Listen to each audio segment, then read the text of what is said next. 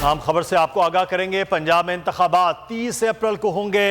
Election commission ने पंजाब में इंतखाबात का शेड्यूल जारी कर दिया है। आम खबर से आपको आगाह करेंगे। पंजाब में इंतखाबात के हवाले से शेड्यूल जारी कर दिया गया इलेक्शन कमीशन की जानिब से कि 30 अप्रैल को ही इंतखाबात होंगे। पंजाब में इंतखाबात के शेड्यूल का ऐलान हो गया है। इलेक्शन कमीशन ने पंजाब में इंतखाबात का शेड्यूल जारी कर दिया है कि 30 अप्रैल को ही इंतखाबात किए जाएंगे। सदर ममलिकत की जानिब से 30 अप्रैल की जो डेट दी गई थी, अब इलेक्शन कमीशन की जानिब से शेड्यूल भी जारी कर दिया गया है। अकील अहमद हमारे नुमाइंदे इस वक्त हमारे साथ है। जी अकील, आगाह कीजिएगा, क्या अपडेट्स हैं इस मुतालिक?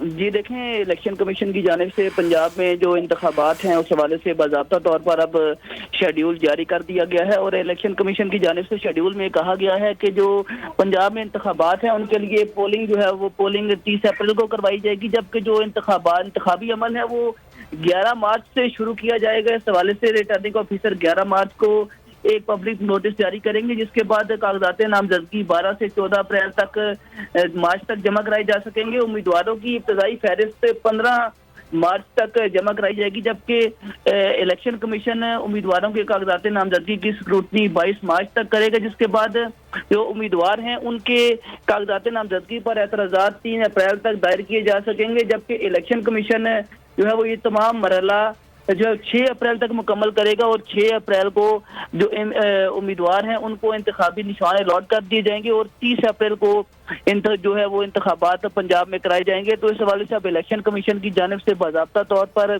शेड्यूल जारी कर दिया गया है और जो है वो 11 मार्च से इस जो ये अमल है ये शुरू होगा और उसके बाद उम्मीदवार कागजात नामजदगी जमा करा सकेंगे। 3 दिन बाकी रह गए हैं। 11 मार्च को बाकायदा रिटर्निंग अफसरान अकीला जो आप बता रहे हैं उससे अमल का आगाज़ हो जाएगा और उसके बाद स्क्रूटनी, कागजात नामजदगी की जांच पड़ताल और हतमी फहरिस्त और 30 अप्रैल का इलेक्शन होगा। जो इलेक्शन कमीशन ने तमाम वफाकी इदारों को, जो बाकी मुतल्लिका इदारे हैं उनको लिखना था, वो लिख चुके हैं कि पंजाब के इलेक्शन के हवाले से हम ये डेट और ये मामलात करने जा रहे हैं।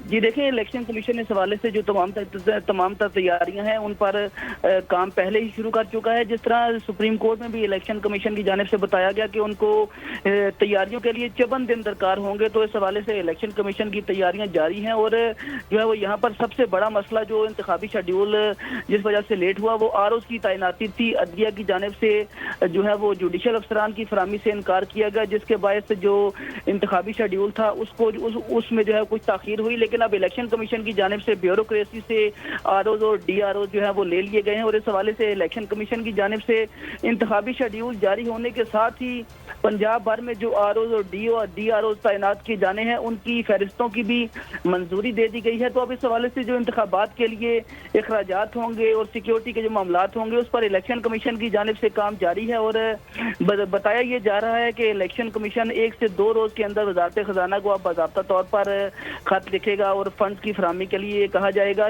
इलेक्शन कमीशन की जानिब से जो तखमीना बताया गया है वो तकरीबन 25 अरब रुपए का तखमीना लगाया गया है पंजाब और केपी के इंतखाबात के हवाले से, जबकि सिक्योरिटी के लिए इलेक्शन कमीशन पहले ही वजारत दाखिला को एफसी और रेंजर्स एहलकार फराहम करने की दरख्वास्त कर चुका है।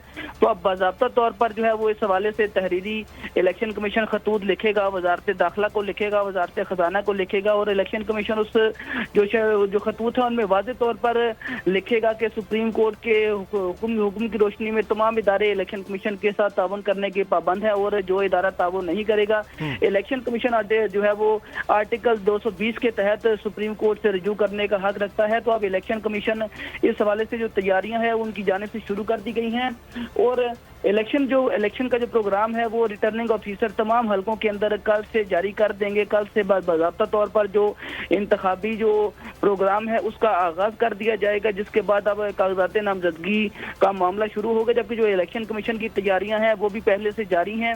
इलेक्शन कमीशन इस हवाले से जो अपना अमला है उनकी ट्रेनिंग का सिलसिला जारी है। आज आरओ की तैनाती का अमल भी मुकम्मल हो गया। तो अब वफाकी हुकूमत जैसे ही इलेक्शन कमीशन को फंड जारी करेगी तो बैलेट पेपर्स की छपाई और जो इंतखाबी सामान की तैयारी है उसका अमल भी शुरू कर दिया जाएगा। जी ठीक है अकील, साथ ही साथ हमें बताइएगा कि यहाँ तो शेड्यूल भी जारी हो गया है लेकिन केपीके के हवाले से भी बातचीत का मामला था, उसके हवाले से आज कोई पेशरफ्त हुई है गवर्नर के साथ?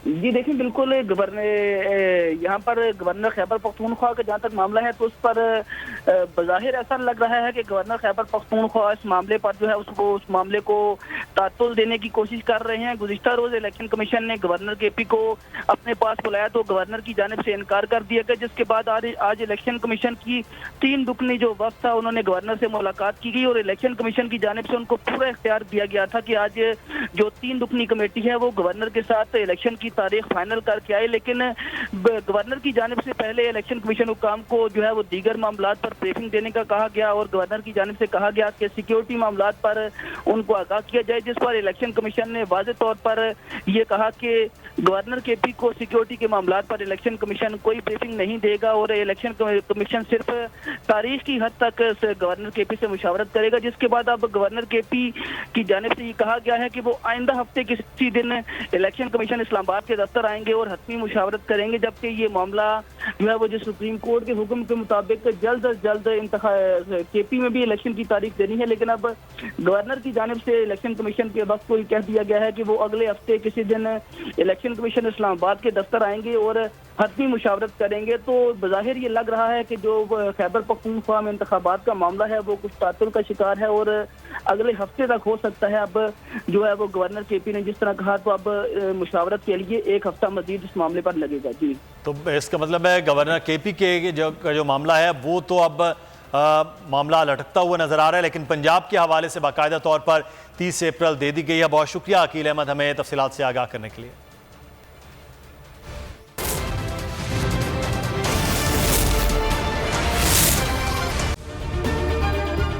अगर ये वीडियो आपको पसंद आई है तो हमारे चैनल को सब्सक्राइब कीजिए और बेल आइकॉन को क्लिक कीजिए। बोल के खिलाफ साजिश हुई, न गवाह मिला न सबूत, लेकिन केस में अब तक बरियत क्यों ना हुई? जब मुद्दई और तफ्तीशी खुद एतराफ कर चुका है कि कभी कोई जुर्म हुआ ही नहीं, तो केस में बरियत क्यों नहीं हुई? बोल अपील करता है कि केस अवाम के सामने सुना जाए ताकि अवाम भी जान सकें कि बोल के साथ क्या हो रहा है। जिंदगी एक मैदान है और PSL 8 में हर टीम को छूना आसमान है।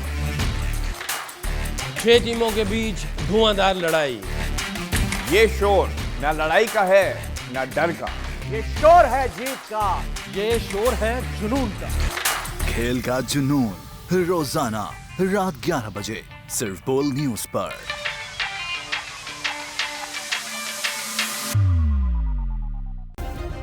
सब्सक्राइब करें और बेल दबाएं ताकि कोई खबर रह न जाए।